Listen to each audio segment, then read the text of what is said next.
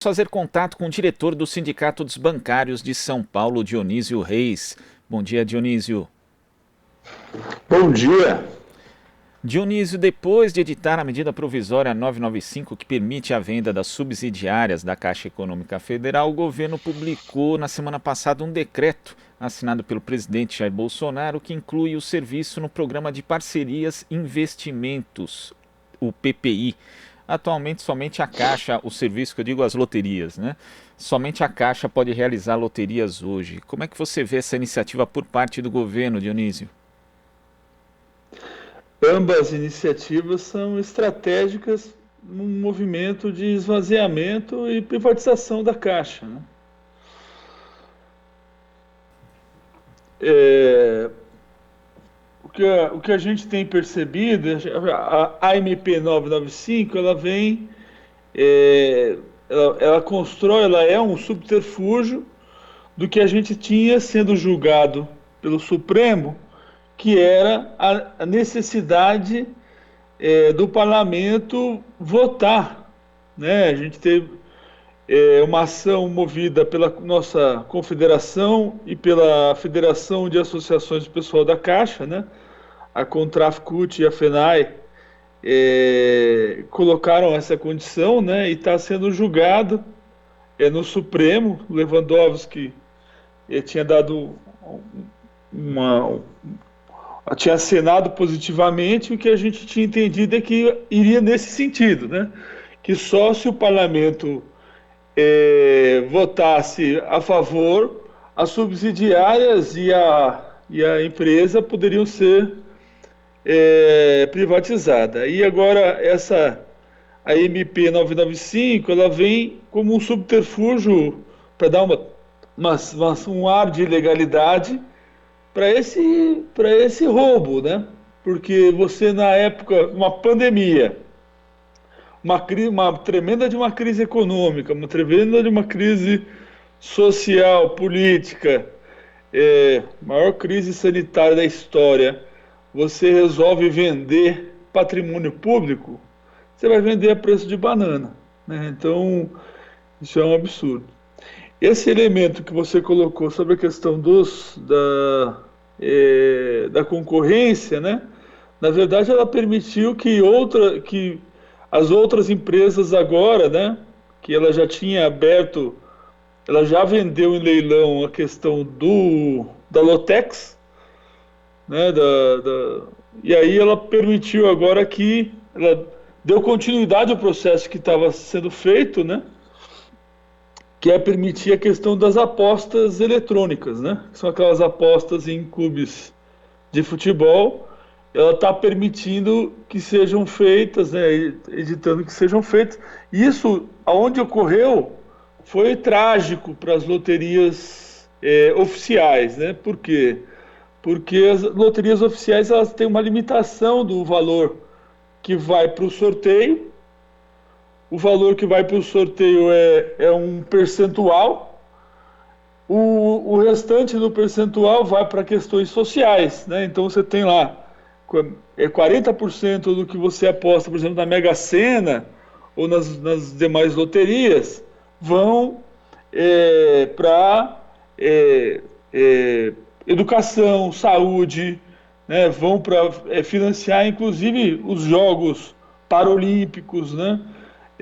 Diversas questões sociais, né? Tem esse limitador. Dizer, na prática, Nesse Dionísio, jogo. na prática, né, e isso é bom para as pessoas entenderem, né, porque existe um prejuízo para a própria sociedade caso seja efetivada, então, a privatização das loterias, porque o Estado vai passar a perder dinheiro e arrecadar menos. Olha, todo o prejuízo que a gente está falando é para a sociedade, né? Então, o que a gente leu, inclusive, com certeza deve ser uma matéria paga, uma matéria, acho que foi na Infomoney, né? Uma matéria dizendo, não, foi na verdade a alegação do Paulo Guedes e do Pedro Guimarães, né? O Pedro e o Paulo que estão aí a serviço de vender a preço de banana a Caixa Econômica Federal.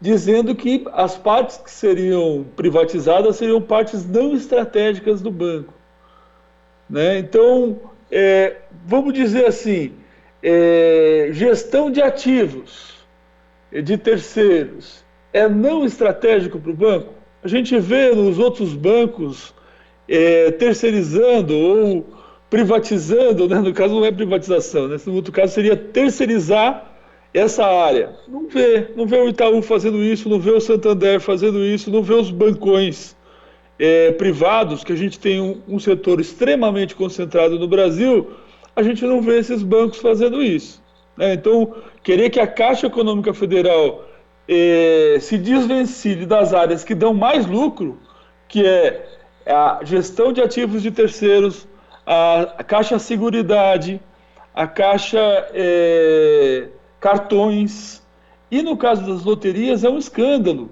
Por que é um escândalo? Porque é um monopólio, né? Se você falar assim, ó, vocês têm um monopólio, agora vocês vão deixar, não é um monopólio no bom sentido, porque se você a gestão feita pela Caixa, ela garante que seja investida nos setores sociais, né? Então a gente sabe que o valor vai para a educação, para a saúde, para a segurança, né? Então, se a gente espalha isso no mercado, e aí já ficou claro com esse projeto de lei agora, porque os novos projetos aí, né, de apostas, né, as apostas eletrônicas, já vão ter um percentual ilimitado que vão para o sorteio. Então, as pessoas vão optar por esse método, né, de loteria e não pelo método tradicional brasileiro, né, esvaziando as loterias da Caixa, né, um processo que vai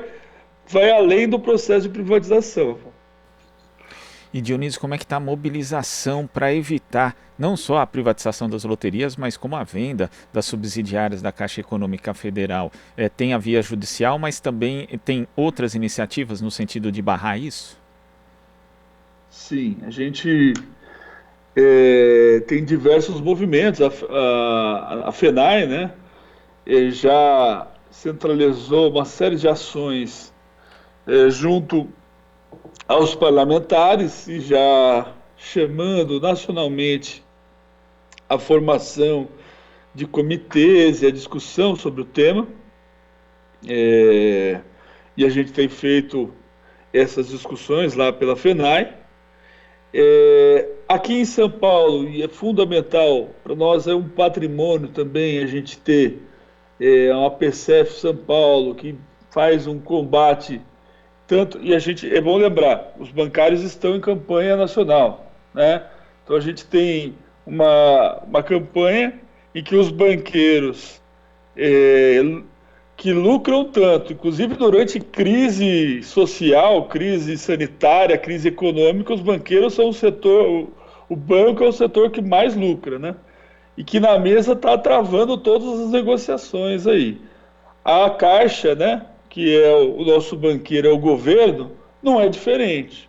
Então a gente tem uma briga também hercúlea nesse sentido, e mesmo durante essa mobilização a gente garante, através da nossa Associação de Pessoal dos Empregados da Caixa, a PCF São Paulo,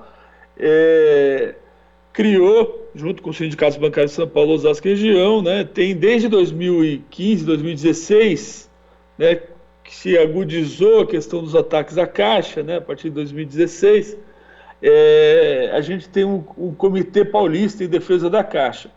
E a gente centraliza aí os movimentos, né, da Frente Brasil Popular, da Frente Povo Sem Medo, junto com as centrais sindicais e que estão assinando. A gente soltou um manifesto, tem um manifesto nacional que tem mais de 200 assinaturas, e estamos fazendo aqui no estado de São Paulo, convidando também os vereadores e prefeitos, né, a aderirem a esse manifesto em defesa da Caixa, né, uma vez que a Caixa, para os municípios, ela é fundamental, né? Então, independente do partido, independente da bandeira que defende esse prefeito, esse vereador, estar ter a Caixa Econômica Federal como parceira é fundamental aí para a administração pública nos municípios.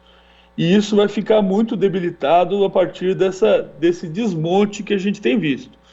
E aí a gente tem angariado apoios, né? A gente teve uma reunião nessa última sexta-feira do Comitê Paulista, que soltou esse manifesto. A gente tem aqui na Câmara Municipal de São Paulo uma moção de repúdio que já foi lida, né, pelo mandato da vereadora Juliana Cardoso. Temos iniciativas em diversos municípios, né, que estão se proliferando, estão saindo essas iniciativas, né, aqui no entorno de São Paulo, Carapicuíba, Embu das Artes, né, diversos municípios, Osasco, né, diversos municípios, e no estado de São Paulo todo. Então, nosso comitê tem toda essa organização. Tiramos também de fazer diversas atividades de conversa com a população. A gente tem estado nas agências onde a fila ainda é bastante intensa, né? Bom lembrar que a gente está pagando ainda o auxílio emergencial, além das liberações de fundo de garantia e tudo mais, e tem conversado com a população que muitas vezes é quem mais sofre com tudo isso, porque tem pouca informação, né? Tem uma péssima informação, conhecimento da questão, e acaba tendo um péssimo atendimento também, por conta que é vítima do desmonte que a Caixa sofre, né? Então a Caixa passou aí para um desmonte, reduziu de 20 mil trabalhadores, né, em pouquíssimo tempo. Então você chega e vê aquelas imensas filas como resultado disso, e a população que está sofrendo ali com essas filas, né? Então isso é muito grave, e a gente tem debatido com a população. Isso é fundamental da gente ter. Como é uma pandemia, a gente tem uma situação diferente do que a gente tinha há pouco tempo atrás. Antes a gente fazia aqueles abaixo-assinados, né, distribuição de panfletos. Agora a gente faz uma discussão mais nas ideias, né, trocando ideia, conversando com o pessoal, e tem sido bastante bem aceito, né, nos bairros onde a gente tem estado, né, com a população. A gente tem uma consulta pública que já está beirando os 20 mil apoiadores aí contrários à MP 995. É importante aproveitar aqui, né, que a gente está na rádio, o pessoal entrar lá na consulta pública da MP 995 e colocar não. Isso é fundamental, viu? Então o pessoal entrar lá e colocar, porque a gente tem visto que é pouco acesso, né, que tem tido, né, mas queremos que tenha muito mais do que tem tido, aumente bastante os acessos lá, né, na consulta pública. E aí, com essa conversa que a gente tem tido com os movimentos sociais, movimentos de moradia, né, movimentos que lutam nas políticas que são resultado do que é implementado pela Caixa Econômica Federal, a gente acredita que deve dar bastante vazão aí a essas ações. Tá certo, Dionísio. Estava até conferindo aqui como é que está a consulta pública da MP 995. São 18.150 não para 574 sim. Uma diferença bastante grande. Vamos ver se aumenta ainda mais isso. Dionísio, muito obrigado. Oi, pode falar. Esses 500 aí devem ser tudo assessor do Paulo Guedes, né? Olha, a gente não duvida de mais nada hoje em dia, Dionísio. Muito obrigado aqui pela sua participação e até a próxima. Tá joia, falou. Conversamos aqui com o diretor do Sindicato dos Bancários de São Paulo, Dionísio Reis. Você está ouvindo Jornal Brasil Atual. As notícias que os outros não dão.